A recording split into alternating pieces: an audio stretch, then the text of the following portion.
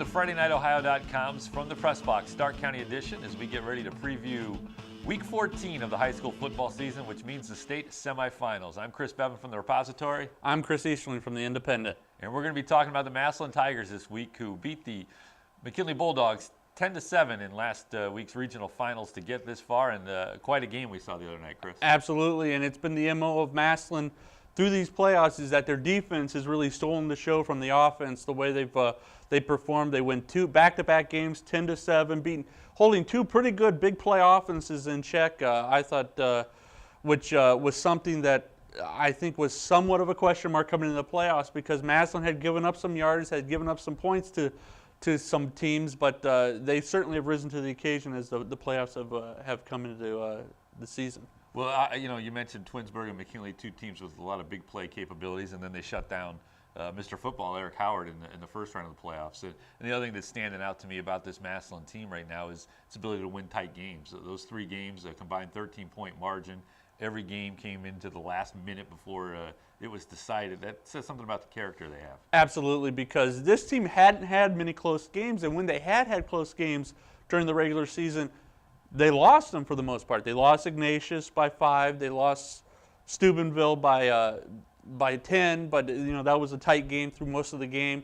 They only had one game that they won by less than 13 points. So for them to come out and win the way they have over the last 3 weeks really says a lot, like you say, about the character of this football team. They've handled some adversity, not let that get them down. Bounce back admirably. And last week, to preserve that lead, they had their backs against the wall most of the second half. They were able to block a field goal. They got the 2 Tyler Miller interceptions. And another guy that just has impressed me a lot in the playoffs, Bo Grunder. How many players into the 14th week of the season are picking up a turnover a game? I mean, it's stunning what he's been able to do. He really is. He's kind of that Ed Reed, Troy Polamalu type of safety. Just makes plays when you need a play.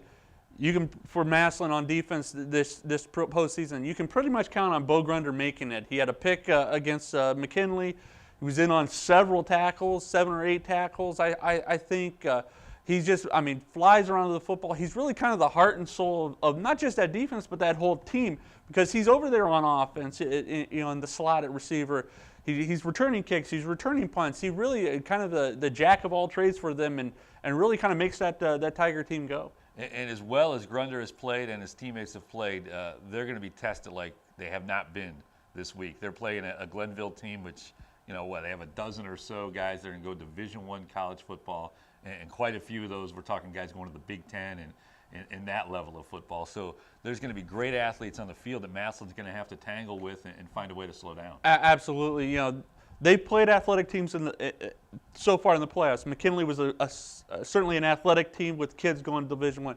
Twinsburg was a very athletic team. They played Warren. But nothing, I don't think, to the level of this Glenville team. You got guys like Cardell Jones at quarterback. He's a big, strong kid. You got Christian Bryan at cornerback, who's a two-way athlete for them. LaTuan Anderson, who a transfer in from St. Edward, who's got everybody looking at him. These are kids they're really going to have to deal with because of not just their size and their speed, but their ability to make plays. And that's going to be a key for Massillon, is being able to contain the big playability of Glenville, which they did a great job the last 2 weeks against Twinsburg and McKinley of doing. And the one thing Massillon's going to have to watch out for is mistakes. The Tigers have gotten away with a few in the playoffs, but against Glenville, they're going to multiply real quick if you make 1 or 2, and that's what obviously really hurt Ignatius when they lost to Glenville a couple weeks ago. They had a 7-turnover game, which completely can't happen, but even 2 turnovers could be too many. I think even 1 turnover can be too many, because that's what Glenville feasts upon. Glenville's waiting for you to make a mistake that they'll capitalize, and they'll turn it into 7 points like that. It is just going to be imperative for Massillon to, they've had fumbles the last couple of weeks. They've had some untimely mistakes that almost cost them, but didn't. Glenville will make you pay dearly for that if you don't shore those up. Game's going to be 7 o'clock Saturday night at InfoCision Stadium on the campus of the University of Akron. Be sure to check back to FNOhio.com throughout the week to see our coverage of the game leading up to it and then after it.